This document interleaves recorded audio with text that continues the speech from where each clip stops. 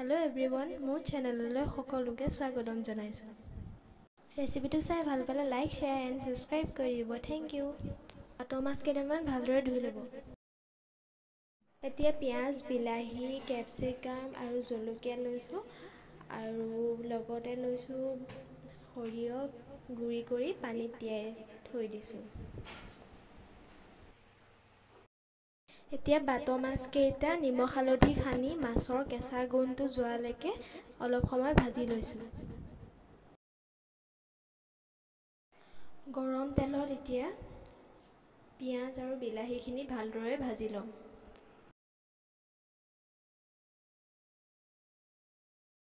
বিলাহীখিনি গলি যাবলৈ অকণমান নিমখ ছটিয়াই দিছো।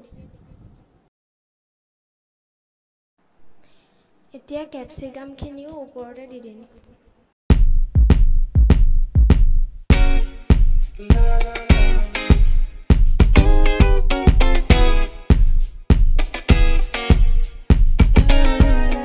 মাছত লাগি থকা হালধি পানীখিনি সৰিয়হৰ লগতে দি দিছোঁ।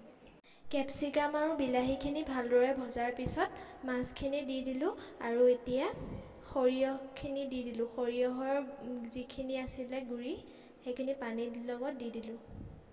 কেইটামান কেঁচা জলকীয়া কাটি কাটি দি দিছোঁ। আপোনালোকে যিমান পৰিমাণৰ জ্বলা খায় সিমান পৰিমাণৰ জ্বলা দি ল'ব। আগতে মই কমকৈ নিমখ দি থৈছিলোঁ, সেইকাৰণে আকৌ এবাৰ নিমখটো জোখমতে দি ল'লোঁ। এতিয়া অকণমান পানী দি ল'ম।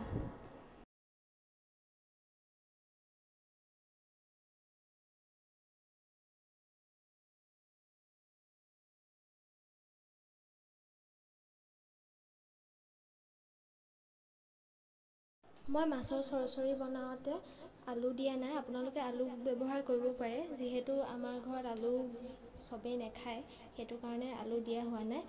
আৰু মই ইয়াত ঢাকনি ব্যৱহাৰ কৰা নাই। আপোনালোকে যেনেকৈ ইচ্ছা তেনেকৈ বনাব পাৰে।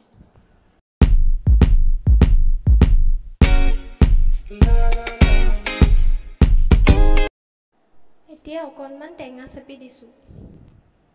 আজি মই যিহেতু টেঙা জ্বলা চৰচৰি বনাইছোঁ, আপোনালোকে যদি জ্বলা চৰচৰি বনায় তেতিয়াহ'লে টেঙা নিদিলেও হ'ব।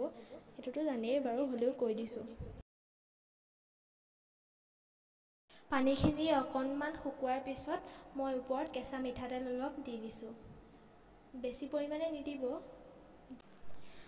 বাত মাছৰ চৰচৰি এতিয়া ৰেডি হৈ গ'ল। প্লেটখন ভালদৰে সজোৱা নহ'ল কাৰণ মোৰ বহুত বেছি ভোক লাগি আছিলে। আজিৰ ৰেচিপি ভিডিঅ'টো চাই যদি ভাল পালে লাইক, শ্বেয়াৰ এণ্ড ছাবস্ক্ৰাইব কৰি দিব। Thank U.